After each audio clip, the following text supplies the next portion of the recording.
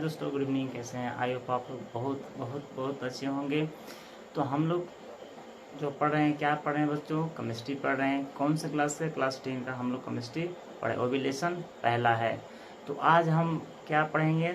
जो आज हम पढ़ने वाले हैं वो है रासायनिक अभिक्रिया के प्रकार। इसके पहले वाले वीडियो में हमने कुछ इसी प्रकार के बारे में हमने देखा था, उसमें से कुछ बचे जो प्रकार थे उसको आज इस वीडियो में हम लोग देखेंगे और कंप्लीट करेंगे।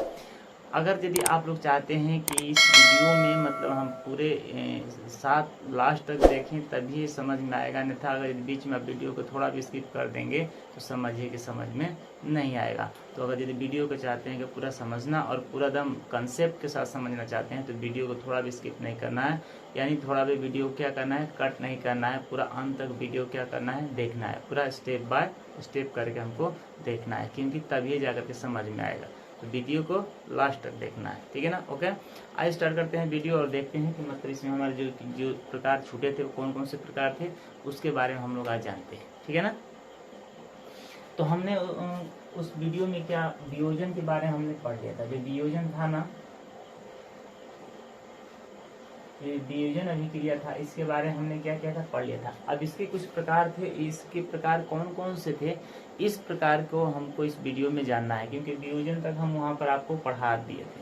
जो पिछला वीडियो है उस वीडियो में हमने वियोजन तक आपको क्या किए थे, पढ़ा दिए थे। और आज जो हम पढ़ने वाले हैं वियोजन के प्रकार कौन कौन से होते हैं उसके बारे में हम लोग जानेंगे। तो वियोजन के 3 प्रकार होते हैं, ठीक है ना? पहला ऊष्मीय होता है, पहला ऊष्मीय, ठीक है ना? दूसरा जो होता है, दूसरा आता है विद्युत होता है, ठीक है ना? और तीसरा जो होता है प्रकाशीय होता है। तीसरा क्या होता है? प्रकाशीय होता है। अब इसको हम बारी बारी डिफिनेशन दे करके समझेंगे, क्योंकि यदि डिफिनेशन नहीं देंगे तो ये चीज़ हमको समझ में नहीं आएगा, क्योंकि सबसे जरूरी होता है डिफिनेशन और उसका एग्जाम्पल, तभी जाकर हमको क्या होगा, समझ में आएगा, नहीं तो समझ में नहीं आएगा। तो आप लोगों को टेंशन करने की आवश्यकता नहीं, क्योंकि हम हैं, आप लोग एग्जाम्पल भी देंगे और डिफिनेशन भी देंगे।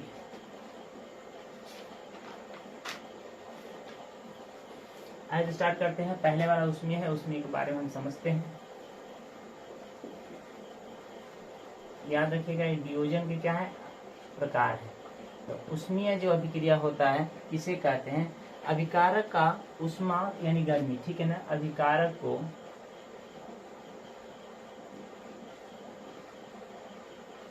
अभिकारक का ऊष्मा या गर्मी जिसे कहा जाता है, ब्रैकेट में गर्मी भी लिखते हैं, ठीक है ना, द्वारा किया जाता है, गर्मी के द्वारा किया जाता है तो उसे ऊष्मीय अभिक्रिया कहते हैं। तो उसे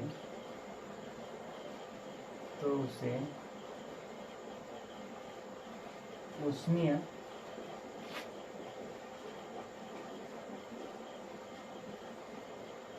अभिक्रिया कहा जाता है, ठीक है ना? जैसे हम एग्जांपल देंगे, इस लाइन को पहले समझते हैं। अभिकारक जो होगा, जो भी अभिकारक होगा, उसको हम ऊष्मा के द्वारा या गर्मी के द्वारा क्या करेंगे, उसमें परिवर्तन कराएंगे, उसे क्या कहा जाता है, ऊष्मा अभिक्रिया कहा जाता है। क्योंकि जब उसमें ऊष्मा दिया जाएगा, यानी गर्मी दिया जाएगा, तो हो सकता है वो अलग हो जाए, उसमें से क्या कुछ त्याग दे या कुछ बिखर जाए, उसे क्या कहा जाता है, ऊष्मीय कहा जाता है। जैसे हम लेते हैं CaCO3, ठीक है ना? जैसे में CaCO3, ठीक ना? अब यहाँ पर हम देखते हैं, जो यहाँ हमारा बनेगा, ठीक है ना, क्या बनेगा, CaO, ठीक है ना, प्लस O2 रहेगा, ठीक है ना? क्या बनेगा, O2। ये क्या होगा, इसके साथ कॉम्बिनेशन हो जाएगा, CO2 हो जाएगा, ठीक। ये क्या बनेगा, हमारा गैस का बनता है, ठीक है ना? ये हमारा क्या है, सॉलिड है, ठीक है ना? ये हमारा क्या है, ये हमारा सॉलिड है, और ये हमारा क्या बनेगा, एक गैस बनेगा, ठीक है ना? अब यहाँ पर समझिए, ये जो Ca और CO3 है, ठीक है ना, तो इसमें क्या हुआ, यहाँ पर हम एक गर्मी यानी उष्मा दिए, क्या दिए, उष्मा दिए। जब इसमें हम उष्मा दिए तो क्या हुआ, बदल गया। देखिए यहाँ पर Ca के साथ में क्या जुटा है, CaO जुटा है, ठीक है ना, जबकि यहाँ में CO3 है। यानी कहने का मतलब कि इसने क्या किया, C को क्या किया, त्याग दिया, यानी C को उसने क्या किया, इसने त्याग दिया। यानी इसमें जो एक होता है इसके साथ क्या जुट गया, CaO जुटा है, ठीक है ना, इसके साथ क्या जुटा है, जैसा ये प्लस का हो जाएगा और ये माइनस का हो जाएगा, तो पहले हमको क्या लिखना चाहिए, प्लस और माइनस, पहले प्लस वाले को लिखते हैं, उसके बाद माइनस वाले को लिखते हैं। तो हमने प्लस वाले को लिख दिया और उसके बाद जब इसके साथ में जुटा है तो वो हमारा क्या हो जाएगा, प्लस का होगा। तो Ca के साथ में हमने क्या जोड़ दिया, प्लस O को जोड़ दिया, ठीक है ना। अब यहाँ पर वो 3 था, इसमें एक निकल गया तो क्या बचेगा, 2 ही बचेगा ना। तो अब जो यहाँ का C बचा है, ये वाला C जो है, ये वाला C यहाँ पर आकर के बैठ गया, ठीक है ना। तो ये वाला C जब यहाँ पर आएगा तो इसमें से O में से एक निकल गया तो यहाँ पर O2 ही बचेगा, तो क्या CO2 गैस का निर्माण करेगा, ठीक है ना। आई होप इस एग्जाम्पल आप लोग को समझ में आया होगा। अगर नहीं समझ में आया तो फिर से आप लोग समझ लीजिए। यहाँ पर देखिए, ये हमारा क्या है, प्लस है और ये क्या है, माइनस है। ये हमारा क्या है, प्लस है, ठीक है ना, ये माइनस, ये प्लस है, ये हमारा क्या है, माइनस है, ठीक है ना। ये हमारा क्या है, प्लस माइनस प्लस, ठीक है ना। अब देखिए यहाँ पर जो है इसने, अब इस प्लस के साथ में हमने क्या जोड़ा, C के साथ में हमने क्या जोड़ेंगे, एक माइनस जोड़ेंगे, यानी जो O है, O को हमने क्या क्या जोड़ दिया यहाँ पे, O को, यानी C के साथ में जोड़ा O को, तो इसमें से O कितने थे, 3 थे। तो 3 में से एक निकल गया तो क्या बचेगा, 2 ही न बचेगा जो CO के साथ में जुटा हुआ है, ठीक है ना। आई होप ये एग्जाम्पल आप लोग क्लियर हो गए होंगे। बशर्ते इसको आप लोग देखेंगे ध्यान से तो ये चीज भी आप लोग को भी समझ में आ जाए, क्योंकि यही चीज यहाँ पर लिखाया गया है, ठीक है ना। और इसको समझते हैं और इसमें 50% समझिए और इसमें 25% समझिए, पूरा 75% आप लोग समझ में आ जाए, ठीक है ना। आई होप ये पॉइंट्स क्लियर हो गए। अब अगले पॉइंट्स की तरफ चलते हैं। अब हम देखते हैं जो विद्युत होता है, ठीक है, विद्युत के द्वारा किस प्रकार का प्रभावित होता है। जो 2 नंबर है वो है विद्युत, जो 2 नंबर है वो क्या है, विद्युत अभिक्रिया। विद्युत अभिक्रिया में किस प्रकार का होता है उसके बारे में देखें। इसमें होता है विद्युत धारा के कारण, विद्युत धारा के प्रभावित, विद्युत धारा के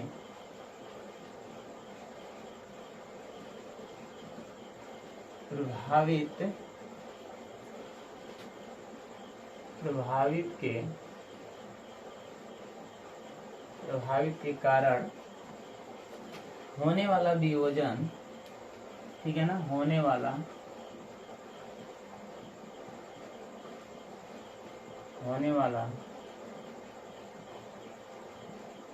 वियोजन, ठीक है ना,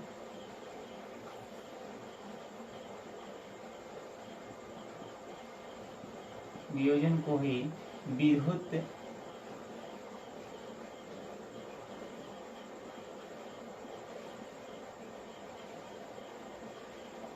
अभिक्रिया कहते हैं,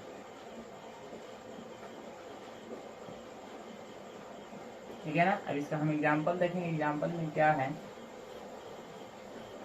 यानी कहने का मतलब इससे हम विद्युत के द्वारा भी इसमें क्या करेंगे, परिवर्तन करा सकते हैं। जब विद्युत प्रवाह करेंगे तो इसमें क्या होगा, कुछ न कुछ इसमें परिवर्तन, जो क्रिया है वो बदल जाएंगे। कैसे क्या बदलते हैं इसके बारे में देखिए, ठीक है ना। जैसे यहाँ पे 2H2O है, ठीक है ना, ये क्या है, हमारा लिक्विड है, यानी लिक्विड के फॉर्म में है। अब यहाँ पर हम जब विद्युत धारा प्रवाह करेंगे तो इसमें क्या हो जाएगा, 2H2 होगा, ठीक है ना, 2H2 अब प्लस क्या बच जाएगा, यहाँ पर गैस बचेगा, ठीक है ना। तो O2 क्या हो जाएगा, अलग हो जाएगा, O2 क्या हो जाएगा, हमारा गैस हो जाएगा। यहाँ पर देखिए विद्युत धारा हम क्या करते हैं, यहाँ पर लिख देते हैं विद्युत धारा। अब इसमें हमने क्या क्या, एक प्रकार का हमारा क्या है, एकल अभिक्रिया है, ठीक है ना। यह प्रकार का एकल क्या है, अभिकारक बना है, यानी 2 तत्वों से मिलकर एक एकल अभिकारक क्या करता है, निर्माण करता है। अब इसमें हम जब विद्युत प्रवाह करेंगे तो इसमें क्या होगा, ये टूटेगा, छोटे छोटे खंडों में क्या होगा, विभाजित होगा। जैसे यहाँ में एक खंड ये विभाजित हो गया, जैसे 2H जो है, तो 2H2 क्या हो गया, एक अलग खंड में विभाजित हो गया, और जो ये O है, ये ऑक्सीजन क्या हो गया, यहाँ पे अलग हो गया। तो ऑक्सीजन के साथ हमने क्या लगाया, 2 लगा दिया, क्योंकि एक उसके परमाणु अणु होते हैं और एक उसके अन्य परमाणु होते हैं। यहाँ पर ऑक्सीजन क्या हो गया, 2, यानी एक गैस हो गया, ठीक है ना।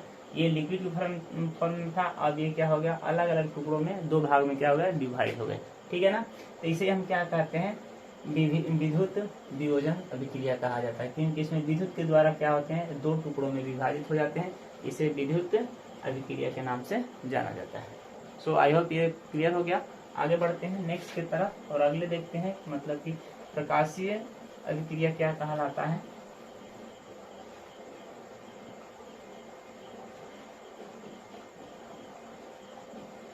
प्रकाशीय, ठीक है ना। इसमें जैसे प्रकाश के द्वारा क्या करते हैं, इसको प्रभावित करते हैं। सूर्य के प्रकाश की उपस्थिति, सूर्य की प्रकाश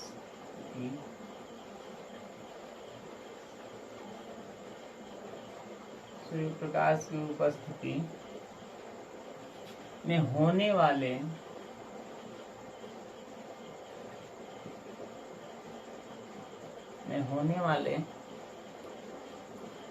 वियोजन को ही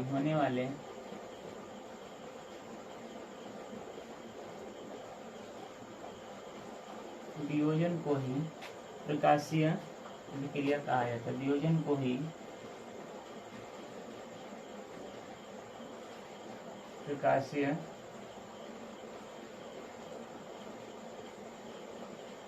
अभिक्रिया कहा जाता है। जैसे हम देखते हैं, ठीक है ना, 2AgCl, ठीक है ना, 2AgCl होगा, 2AgCl, उसके बाद इसमें हम क्या लगा देते हैं, तीर लगा देते हैं, ठीक है ना। अब यहाँ पर देखिए 2Ag क्या हो जाएगा, यहाँ प्रकाश हम क्या करेंगे, सूर्य का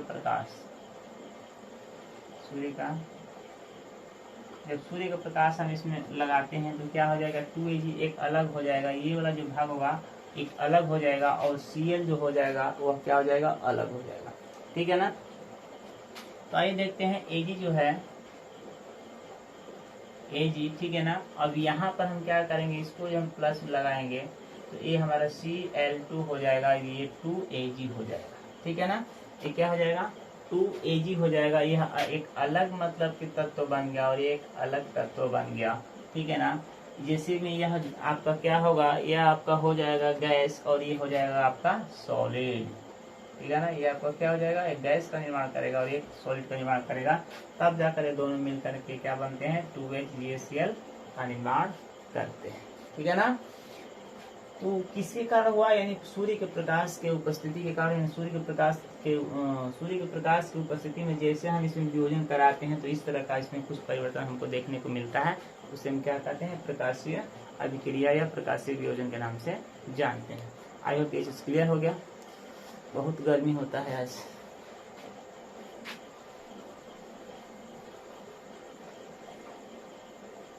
अगले पॉइंट की तरफ बढ़ते हैं, देखते हैं कि अगला पॉइंट क्या है।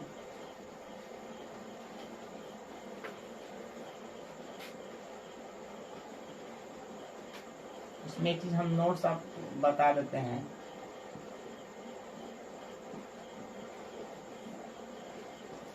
ब्लैक इज व्हाइट, ठीक है ना, ब्लैक एज व्हाइट फोटोग्राफी, ठीक है ना,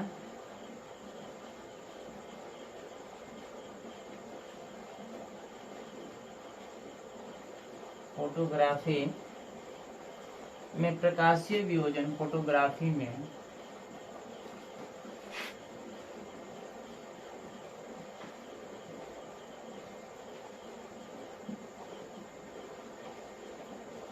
प्रकाशीय वियोजन का उपयोग किया जाता है। प्रकाशीय वियोजन का उपयोग किया जाता है। दोस्तों याद रखिएगा ये ब्लैक एंड व्हाइट, यानी ब्लैक और व्हाइट में ही फोटोग्राफी में क्या क्या है तो प्रकाशीय वियोजन किया जा सकता है, बाकी और सब में इसमें प्रयोग नहीं किया जा सकता। ये चीज आप लोग को याद रखना होगा। तो ये नोट्स के रूप में हमने क्या किया, यहाँ पर नोट कर दिया ताकि आप लोग को किसी प्रकार का दिक्कत ना हो, ठीक है ना। तो ये आप लोग अपनी कॉपी में लिखते चलिएगा, क्योंकि एक नोट से कभी भी जो प्रकाशीय विक्रिया होते हैं, प्रकाशीय जो वियोजन होता है वो ब्लैक और व्हाइट में फोटोग्राफी में ही होता है, बाकी और सब किसी में नहीं हो सकता है, ठीक है। अगला हमारा पॉइंट है, अगले पॉइंट की तरफ हम देखते हैं। अगला पॉइंट हमारा क्या है, 3 नंबर विस्थापन अभिक्रिया है। ये पहला हमारा 3 नंबर पॉइंट होगा, विस्थापन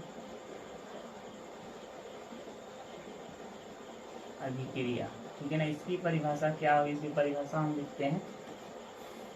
इस अभिक्रिया में लोहे, ठीक है ना, इस अभिक्रिया में लोहे, ब्रैकेट में आयरन लिखते हैं, लोहे आयरन ने दूसरे तत्व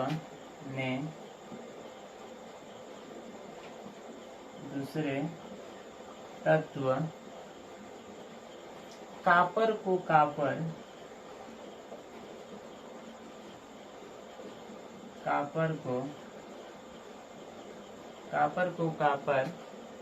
सल्फेट के विलयन,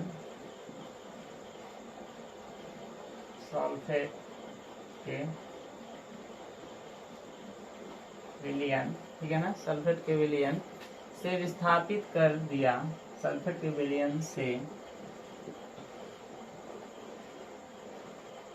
स्थापित कर दिया या हटा दिया जाए, कर दिया जाए या हटा दिया जाए, इस अभिक्रिया को दिया जाए तो इस अभिक्रिया को विस्थापन अभिक्रिया कहा जाता है। इस अभिक्रिया को विस्थापन अभिक्रिया कहा जाता है। जैसे हम एग्जाम्पल एक लेते हैं, उसके बाद इसको समझते हैं। देखिए याद रखिएगा, जो इस पॉइंट में ये बात कही गई उसी पॉइंट को हमने शॉर्ट करके और इसको हम क्या करें, समझाते हैं, ताकि इन दोनों में समझने आधा आएगा तो कंप्लीट हो जाएगा। जैसे इस अभिक्रिया के लोहे आयरन ने दूसरे तत्व, यानी जो भी इस प्रकार के तत्व होंगे वो दूसरे तत्व कापर को कापर सल्फेट के विलयन में क्या करते हैं, स्थापित कर देते हैं। जो कापर होंगे कापर सल्फेट में क्या करते हैं, स्थापित कर देते हैं, या उसमें से हटा देते हैं, या उसमें से अपने आप को क्या करते हैं, हटा देते हैं। उसी अभिक्रिया को हम क्या कहते हैं, विस्थापन अभिक्रिया के नाम से जानते हैं। जैसे इसमें एग्जाम्पल एक हम लेते हैं ताकि समझ में आ जाएगा। Zn, ठीक है, एग्जाम्पल हमारा है Zn, ये हमारा क्या हो जाएगा, सॉलिड हो जाएगा, ठीक है ना। उसके बाद CuSO4, उसके बाद CuSO4, ठीक है ना। उसके बाद एक हम तीर लगा लेते हैं ताकि देखते हैं इसमें आगे क्या बनता है। अब ZnSO4, ठीक है ना, प्लस Cu, प्लस क्या हो जाएगा, Cu। यहाँ पर देखिए दोस्तों, आप लोग को समझना सबसे आसान चीज है, बशर्ते आप लोग अपना दिमाग दीजिए थोड़ा सा, आप लोग समझ जाएंगे। यहाँ पे क्या चीज आप लोग देख रहे हैं, कुछ तो परिवर्तन आप लोग देख रहे हैं। देखिए यहाँ पर आपके Z के साथ क्या है, N जुटा है, ठीक है ना। यहाँ पर Cu के साथ SO4 जुटा है, ये चीज आप लोग ध्यान दीजिए। ये दो तत्व है, लेकिन जब यहाँ पर यही तत्व जब वियोजन करते हैं, यानी यही तत्व जब क्रिया करते हैं, तो देखिए यह जो Zn है, इसने अपने साथ में क्या जोड़ लिया, SO4 को जोड़ लिया। यानी कहने का मतलब इसने किसके साथ अभिक्रिया कर लिया, इसने अभिक्रिया इसके साथ में कर लिया, और Zn के साथ में क्या जुट गया, SO4 जुटा है। अब ये क्या बच गया, ये Cu बच गया, तो ये क्या हो गया, एक अलग मतलब कि क्या बनाएगा, ये अलग अपने आप को क्या है, गैस के रूप में क्या करता है, सॉलिड के रूप में क्या करेगा, ये अपने आप को स्थापित करेगा। यानी कहने का मतलब यह जो कॉपर है या जो भी आयरन है, ये अपने स्थान पर क्या करेगी, तो किसी को स्थापित कर देता है या अपने आप को क्या करेगा, हटा लेता है।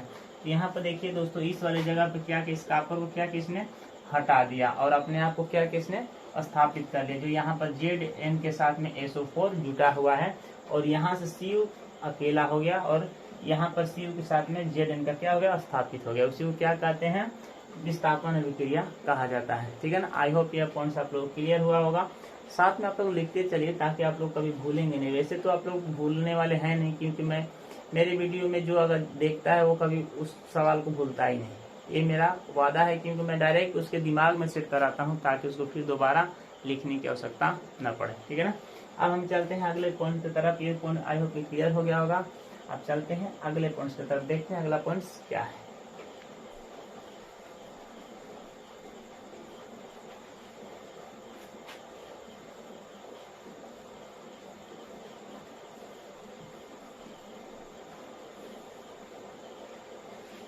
नेक्स्ट पॉइंट है 4 नंबर, द्विस्थापन अभिक्रिया।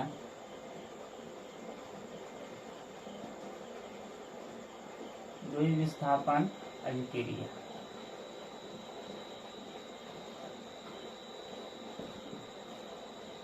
द्विस्थापन अभिक्रिया का क्या होता है, इसके बारे में जानते हैं। वे अभिक्रिया जिनमें अभिकारकों के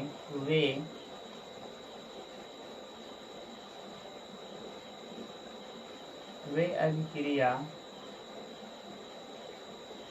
जिनमें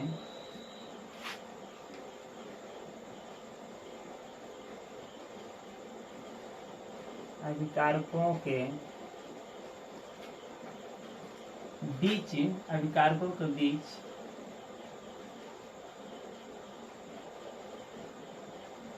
आयनों का आदान प्रदान होता है, उसे द्विस्थापन अभिक्रिया कहा जाता है। उसे द्विस्थापन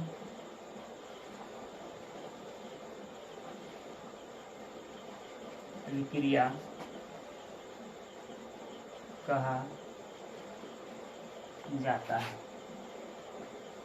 जैसे, ठीक है ना, इस चीज को देखिए, वे अभिक्रिया, ठीक है ना, जिनमें अभिकारक के बीच में क्या होता है, आयनों का आदान प्रदान होता है। आयनों का क्या होता है, आदान और प्रदान होता है। इसका एग्जाम्पल हम लेते हैं और समझते हैं कैसे क्या होता है। जैसे में पहला एग्जाम्पल है Ba, ये क्या है, देखिए 1 है प्लस 1 है, ठीक है ना। अब इसको हम क्या लिख सकते हैं, देखिए इसको हम यह लिख सकते हैं, क्योंकि B है, ठीक है ना, और A, तो इसको हम क्या लिखेंगे, 2 प्लस लिखते हैं, ठीक है ना। इन दोनों को हमने तोड़ दिया और इन्हीं को दोनों को तोड़ने के बाद यहाँ पर 2 होता है, ठीक है ना। ये दोनों को हमने तोड़ दिया। तो कहने का मतलब देखिए, प्लस का मतलब क्या होता है कि वो दान दे सकता है, ठीक है ना। प्लस का मतलब जो बेरियम है क्या कर सकता है, अपने आप से 2 परमाणु क्या कर सकता है, 2 इलेक्ट्रॉन को त्याग दे सकता है, यानी दूसरे को क्या करेगा, दे सकता है। आप लोग वैसे भी जानते हैं कि गरीब लोग थोड़ी ना किसी को दान देते हैं। गरीब लोग किसी को कर्जा दे सकते हैं, कभी नहीं। कभी भी वो धनी लोग ही किसी को क्या करेंगे, कर्जा देंगे, नहीं था जो ऋणात्मक में होंगे वो कभी किसी को कर्जा नहीं दे सकते। तो वही बात यहाँ पर समझने वाली है। देखिए ये जो बेरियम है, बी ये क्या है, प्लस में है, तो यह कभी भी किसी को अपने किसी भी मतलब ऊंची या निम्न को क्या करेगा, 2 इलेक्ट्रॉन क्या त्याग दे सकता है। और यहीं पर अगर ये दूसरा हम देखें तो दूसरा हम देखते हैं तो SO4, ठीक है ना, ये जो क्या है SO4, ये क्या है -2 में है। ये कभी भी किसी को ऋण नहीं दे सकता, कभी भी किसी को उधार नहीं दे सकता, कभी किसी को ये कर्जा नहीं दे सकता, क्योंकि पहले से किसमें है, ऋण में है। तो जो ऋण में तत्व रहते हैं वह कभी किसी को दान नहीं देते हैं। यह चीज बच्चों आपको ध्यान में रखना होगा कि कभी भी प्लस वाले क्या करते हैं, दान देते हैं, ठीक है ना। अब इन दोनों को हम मिला दिए तो इसके साथ में क्या आ जाएगा, B आ जाएगा, और ये क्या इस माइनस वाला है तो इसके साथ में SO4 क्या हो जाएगा, जुट जाएगा। यही हमारा इसका क्या हो जाएगा आंसर, यानी यही समझने का जो विस्थापन अभिक्रिया होता है यही होता है। यानी कभी भी प्लस वाला पहले लिखाएगा और माइनस वाला उसके बाद में लिखाता है, और कभी भी जो आयन होते हैं इलेक्ट्रॉन होते हैं वो प्लस वाला ही त्यागता है, कभी ऋणात्मक नहीं त्यागता है। तो ये चीज आप लोग क्लियर हो गया होगा। द्विविस्थापन अभिक्रिया क्या कहलाती है? वे अभिक्रिया जिनमें अभिकारकों के बीच में आयनों का क्या होता है, आदान प्रदान होता है। तो यहाँ पर हमने एग्जाम्पल में सीखा। अब हम नेक्स्ट पॉइंट की तरफ चलते हैं। नेक्स्ट पॉइंट हमारा क्या है उसके बारे में देखते हैं।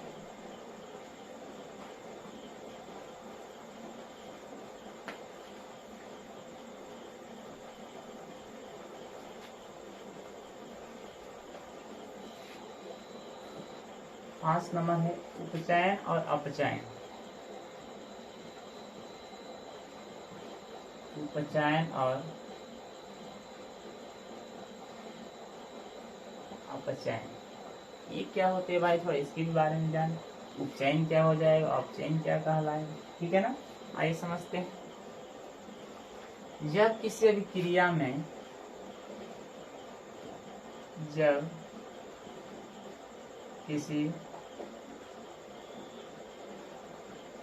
किसी अभिक्रिया में एक अभिकारक क्रिया में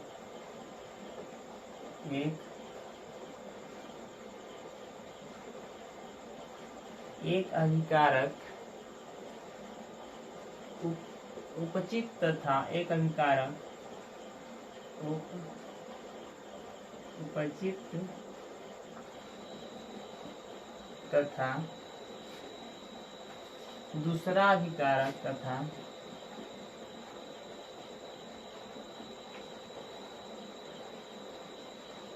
दूसरा अभिकारक अपचयन अपचयन होता है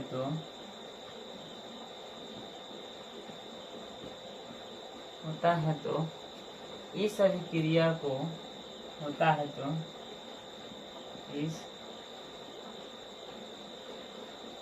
इस अभिक्रिया को उपचयन या अपचयन, इस अभिक्रिया को उपचयन या अपचयन तथा रेडॉक्स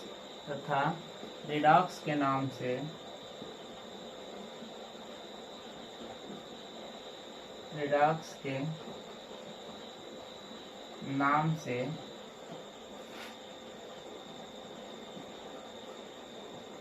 जान, ठीक है ना।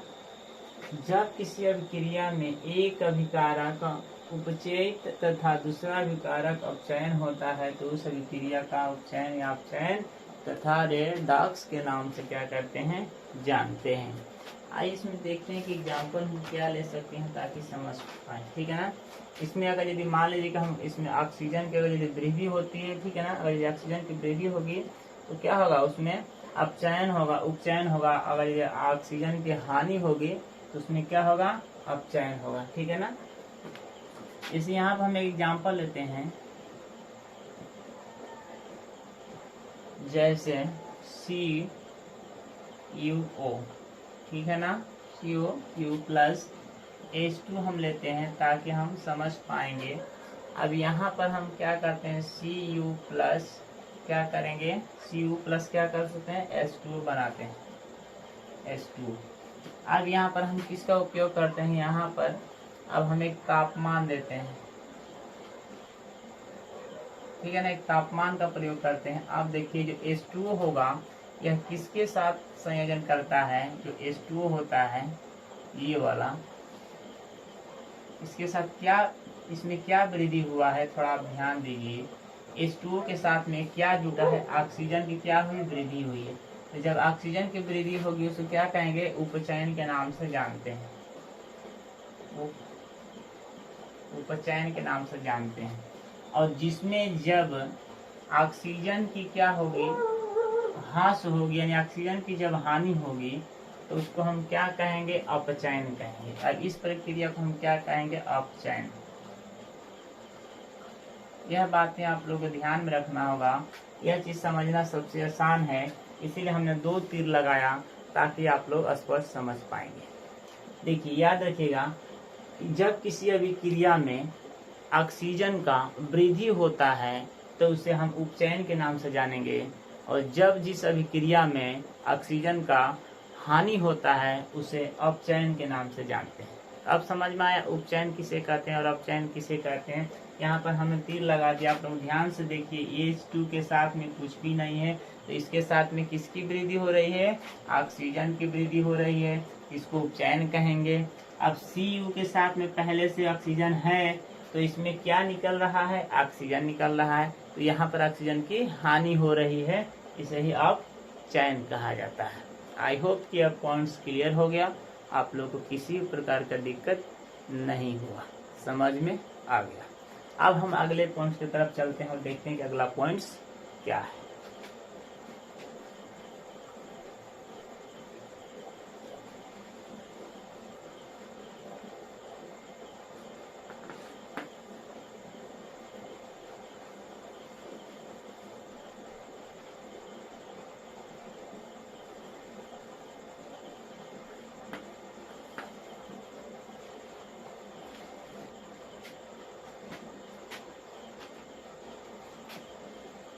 संक्षारण, नेक्स्ट पॉइंट जो हमारा है संक्षारण है।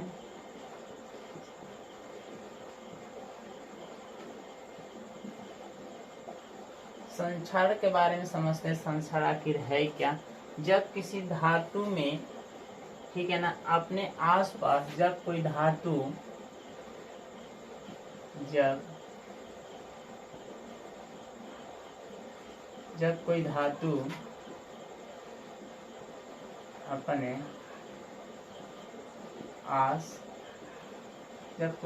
अपने आसपास आम्लता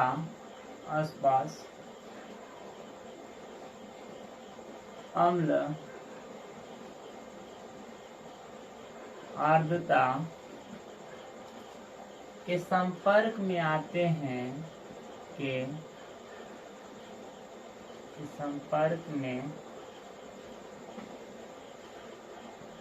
हैं और वह संक्षारित हो जाते हैं और वह संक्षारित हो जाते हैं तो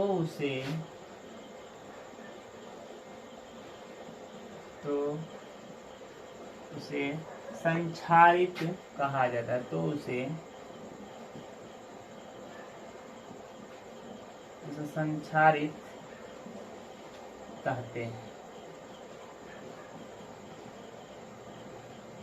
ठीक है, इसमें क्या कहते हैं? संक्षारित कहते हैं। अगर जैसे में हम इसका एग्जाम्पल देखें तो एग्जाम्पल तो कोई खास नहीं, फिर भी एग्जाम्पल हम दे देते हैं ताकि उससे आप लोग जल्दी समझेंगे। जब कोई भी धातु हो अपने आसपास अगर यदि रखा जाता है कि तो अम्ल में हो या आर्द्रता में हो और या उसके संपर्क में जब आ जाते हैं तो उसमें क्या होता है? संक्षारित होने लगता है, उसमें उसके साथ मिलने लगते हैं, तो उसी अभिक्रिया को हम संचारित कहते हैं। जैसे लोहे में जंग लगना, जैसे